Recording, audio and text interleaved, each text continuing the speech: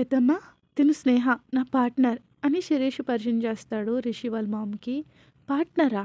హా! పెద్దమ్మ. నా ఉద్దేశ్యం ఏంటంటే తిను మా ప్రాజెక్ట్‌లో మేమిద్దరం పార్ట్నర్స్. సరే, సరే రండి అని చెప్పి వసు వాళ్ళ పేరెంట్స్‌కి కూడా వాళ్ళని పరిచయం చేస్తుంది. వసు వాళ్ళ అమ్మ టెన్షన్ పడుతూ ఇలా అంటుంది.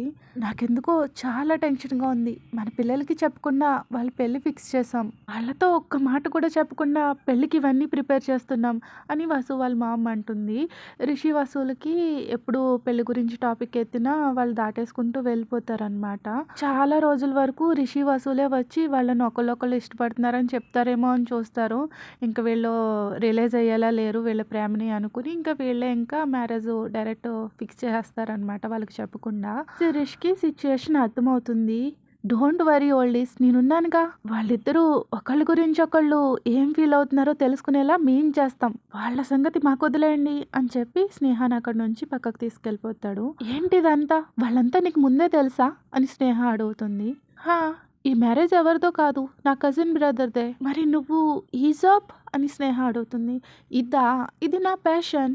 నాకు మా కంపెనీలో వర్క్ చేయడం అంటే ఇష్టం ఉండదు. అందుకే ఇలా అని స్మైల్ ఇస్తాడు. ఓకే గానీ నువ్వేంటి వాళ్ళకి ఏవేవో హామీలు ఇచ్చేస్తున్నావు. మేము చూసుకుంటాము అంటున్నావు. ఇందులో నన్నెందుకు ఇన్వాల్వ్ చేస్తున్నావు? చూడు, నేను వెడ్డింగ్ ప్లానర్‌ని మాత్రమే. మ్యాచ్ ఫిక్సింగ్ చేసేదాన్ని కాదు. వాళ్ళిద్దరి మధ్యలోకి నన్ను లాక్కు అంటుంది. నీకు ప్రమోషన్ కావాలా వద్దా? ఈ మ్యారేజ్ సక్సెస్‌ఫుల్ అయితేనే నీకు ప్రమోషన్. లేదు అంటావా? వదిలే. స్నేహ కొద్దిసేపు సైలెంట్‌గా ఉండి తన జాబ్ గురించి ఆలోచిస్తుందనమాట. తనకి తన జాబ్ కన్నా ఏది ముఖ్యం కాదు. Okay. I am ready. That's my senorita. నాకు తెలుసు నీ గురించి అని చెప్పి స్నేహ షోల్డర్ మీద చేయి వేసి దగ్గరికి లాక్కుంటాడు సైడ్ హగ్ లాగా. ఒక్కసారిగా స్నేహ షాకింగ్‌గా కళ్ళు పెద్దవి చేసుకుని శిరీష్ వైపు అలాగే చూసి వెంటనే చెయ్యిని వదిలించేసుకుంటుంది. నీకెన్నిసార్లు చెప్పాలి నాకు దూరంగా ఉండమని అంటూ చిరాకిచ్చుకున్నట్టు ఎక్స్‌ప్రెషన్స్ పెడుతుంది. ఐ కాంట్ సెనోరిటా అని.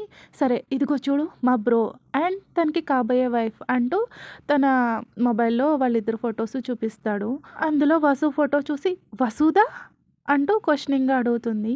నీకెలా తెలుసు? తిను నా ఫ్రెండ్. మేమిద్దరం ఒకసారి ఎయిర్‌పోర్ట్‌లో కలిసాము. నేను చూసుకోకుండా నా పాస్‌పోర్ట్ పడేసుకుంటే తనే ఇచ్చింది. మేమిద్దరం సేమ్ ఫ్లైట్ కావడంతో ఆ జర్నీలో అలా ఫ్రెండ్స్ అయ్యాం. అప్పటినుంచి మేమిద్దరం ఫ్రెండ్లీగా ఉంటాం. కాల్ కూడా చేసుకుంటాం అని స్నేహ అంటుంది. ఒక్క నిమిషం, మరి వసు పెళ్ళైతే నన్నెందుకు ఇన్వైట్ చేయలేదు ఇంకా అనేసి స్నేహ అంటుంది. అయ్యో సెనోరిటా, తన పెళ్ళని తనకే తెలీదు. ఇంక నిన్నెలా ఇన్వైట్ చేస్తుంది? సో మీరిద్దరూ ఫ్రెండ్స్ అనమాట. ఇప్పుడైతే మన ప్లాన్‌ని ఈజీగా ఎగ్జిక్యూట్ చేసేయొచ్చు. నువ్వు వసుదా సంగతి చూసుకో. నేను వెళ్ళి మా బ్రో సంగతి చూస్తా అని చెప్పి శిరీష్ ఏమో రిషి దగ్గరికి, స్నేహ ఏమో వసు దగ్గరికి వెళ్తారు. సో శిరీష్ చెప్పిన ప్లాన్‌ని ఎగ్జిక్యూట్ చేస్తుంది. హాయ్ వాసు. వసు స్నేహని చూసి ఓహ్! హాయ్ నువ్విక్కడ. వాట్ ఏ ప్లెజెంట్ సర్ప్రైజ్ అంటూ వసు లేస్తుంది. స్నేహ వెంటనే వసు దగ్గరికి వెళ్ళి హగ్ చేసుకుని ఏం చేయను, నేను నా ఫ్రెండ్‌ని బాగా మిస్ అవుతున్నాను. కనీసం ఈ మధ్యన నాతో సరిగ్గా కాంటాక్ట్ కూడా లేదు. సో తనని చూడ్డానికి ఇలా వచ్చేసా అని స్నేహ అంటుంది. అదేం లేదు స్నేహ, కొత్త ప్రాజెక్ట్ ఒకటొచ్చింది. సో కంపెనీలో వర్క్‌లో బిజీగా ఉండిపోయి నీకు కాల్ చేయలేదు ఈ మధ్యన. ఐ నో వాసు, నేనేదో సరదాగా అన్నానులే.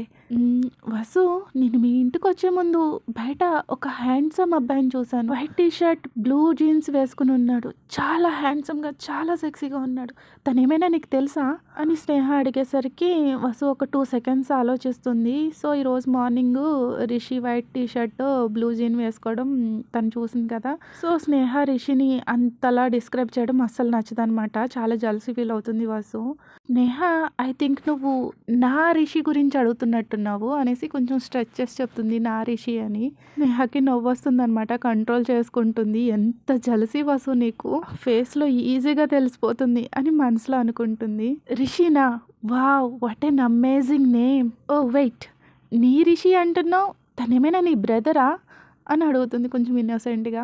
వసు ఫుల్ షాక్ అయ్యి వాట్, బ్రదరా? నో అని అరుస్తుంది. సో ఇక్కడ శిరీష్ కూడా రిషి దగ్గరికి వెళ్తాడు కదా. సేమ్ రిషిని కూడా సేమ్ క్వెషన్స్ అడుగుతూ ఉంటాడు. బ్రో, నేను వచ్చేటప్పుడు బయట ఒక అమ్మాయిని చూసాను. వావ్! ఏంజెల్‌లా ఉంది. తను ఆ ఆఫీస్ సూట్‌లో చాలా స్టన్నింగ్ ఉంది తెలుసా? తను జుట్టుని అలా వెనక్కి ఫ్లిప్ చేస్తూ ఉంటే వావ్! బ్రో తనెవరో నీకు తెలుసా? అని శిరీష్ అడుగుతాడు. రిషి అసలు ఆలోచించే పనే లేదు. వెంటనే తెలిసిపోతుంది అదెవరో అనేసేసి. ఎక్స్‌క్యూజ్ మీ కొంచెం తనకి రెస్పెక్ట్ ఇచ్చి మాట్లాడతావా? నా వసు గురించి అలా మాట్లాడకు అంటాడు. శిరీష్ కూడా మనసులో నవ్వుకుంటాడు. రిషి ఫేస్‌లో జెలసీ అయితే కొట్టొచ్చినట్టు కనిపిస్తుంది. ఓహ్! తన పేరు వసునా? ఇంట్రెస్టింగ్. I like her. అవును ఇంతకీ నా వసు అంటున్నావు? కొంపతీసి మనకేమైనా సిస్టర్ అవుతుందా ఏంటి? వాట్? సిస్టరా? నో. Bro relax. ఎందుకు అంత గట్టిగా అరుస్తున్నావు? అయినా ఎందుకు అంత సీరియస్‌గా చూస్తున్నావు? నాకు భయమేస్తుంది. కంటి చూపుతో చంపేసేలా ఉన్నావే నన్ను. నథింగ్. నేనేం గట్టిగా అనలేదే అనేసి రిషి అంటాడు. నో బ్రో నువ్వేం గట్టిగా అరవలేదు. ఏదో లయన్ లాగా రోర్ చేసావు అంతే. నీ వరుస చూస్తుంటే తను నీకు చాలా స్పెషల్ అనిపిస్తుంది అంటాడు శిరీషు. రిషి హా నా పొట్టి అనుకుంటూ తనలో తానే అనుకుని స్మైల్ ఇస్తాడు స్లోగా శిరీష్కి వినిపించకుండా. ఏంటి నీలో నువ్వే నవ్వుకుంటున్నావు? తను నీకేమవుతుంది చెప్పు? షీఈ్ మై గర్ల్ ఫ్రెండా అనేసి శిరీష్ అందుకుంటాడనమాట మధ్యలోనే. చెప్పేది విను Shirish. I know it bro నువ్వేం చెప్పక్కర్లేదు. నీ మాటలు బట్టే అర్థమైపోతుంది మీ ఇద్దరి మధ్య ఏ రిలేషన్షిప్ ఉన్నది అనేసి. ఈజ్ యువర్ గర్ల్ రైట్ అని శిరీష్ నవ్వుతాడు. Yes she is my girl but మేము జస్ట్ ఫ్రెండ్స్ అంతే. బ్రో నీకొక్క విషయం క్లియర్ చేస్తా. తను నీ బెస్ట్ ఫ్రెండ్ నీ గర్ల్ అంటున్నావు. అదెన్నాళ్ళు? వన్స్ తన లైఫ్లోకి ఎవరైనా స్పెషల్ అబ్బాయి వస్తే అప్పటి వరకే. రేపొద్దున తనకి మ్యారేజ్ అయితే తన హస్బెండే తన సోల్మేట్. అప్పుడు తన మీద ఆల్ రైట్స్ తన హస్బెండ్దే కదా. Then she is not your girl his girl. ఆ అమ్మాయి కూడా అంతే. మ్యారేజ్ అయ్యాక నీకంటే ముందు తన హస్బెండ్ గురించి ఆలోచిస్తుంది. ఎక్కువ టైం తనతోనే స్పెండ్ చేస్తుంది. అసలు నీతో టైం స్పెండ్ చేయడానికి తనకి టైమే దొరకదు. నీకంటే ఎక్కువ తననే ఇష్టపడుతుంది. నీకంటే ఎక్కువ తననే ప్రేమిస్తుంది. తనే తన ఫస్ట్ ప్రియారిటీ. తన బర్త్డేకి కూడా ఫస్ట్ తన హస్బెండే విష్ చేస్తాడు. నీకంటే ముందు విష్ చేస్తాడు. తనకేమైనా ప్రాబ్లం వస్తే ఫస్ట్ తన పక్కనున్న హస్బెండ్కి చెప్పుకుంటుంది నీకు కాదు. అలాగే తనకి పుట్టబోయే బిడ్డ కూడా అని శిరీష్ చెప్తుండగా స్టాప్ అంటూ రిషి లేచి నిల్చుంటాడు అనమాట సీరియస్గా. బ్రో నీ పొట్టి ఇంకా నీ పొట్టి కాదు అనేసి చెప్తాడనమాట. ఆల్రెడీ రిషి వాళ్ళ మామ్ అది చెప్తారు. వాళ్ళు ఎంత పొసెసివ్గా ఉంటారో పొట్టి అనే వర్డ్కి. సో వాళ్ళ హస్బెండ్ పిలుస్తాడు అలాగా అనేసరికి చాలా కోపం వచ్చేస్తుంది రిషికి. నో తను ఎప్పటికీ నా పొట్టినే. ఎప్పటికీ తనని అలా పిలిచే రైట్ నాకే ఉంది. అదే కాదు ఆల్ రైట్స్ అన్ని రైట్స్ నాకే ఉన్నాయి అంటూ చెప్పి బాల్కనీలోకి వెళ్ళిపోతాడు కొంచెం కామ్ అవడానికి. మొత్తం ఆలోచిస్తూ ఉంటాడనమాట. శిరీష్ చెప్పిన అన్ని పాయింట్స్ ఆలోచిస్తాడు.